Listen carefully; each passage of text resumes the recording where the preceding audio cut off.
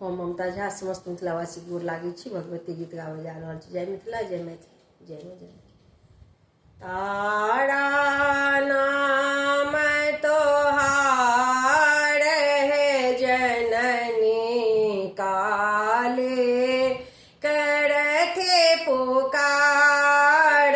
तारा नाम तोहार है जननी, काले करथे पुकार। सतयुग कलयुग दोए प्रतिहार, सतयुग कलयुग दोए प्रतिहार। तीनों भुवन तोहार जननी, तारा नाम तोहार। तीनों भुवन तोहार जननी, तारा नाम तोहार। तारा नाम तोहार जननी, काली करथी पुकार। अष्टभुजा लाए सिंह पर चढ़ले, अष्टभुजा लाए सिंह पर चढ़ले।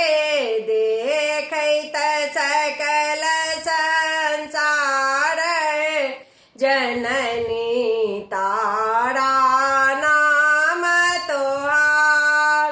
देखैत सकल संसार जननी, तारा नाम तोहार। तारा नाम तोहार जननी, काली करथे पुकार।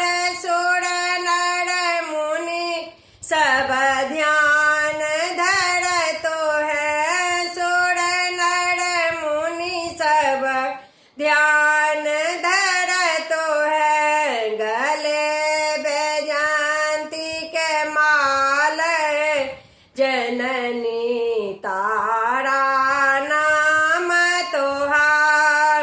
गले बैजयंती के हार जननी, तारा नाम तोहार।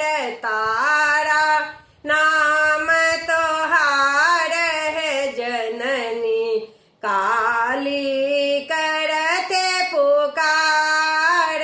तारा नाम तोहार जननी, काली करथी पुकार। धन्यवाद।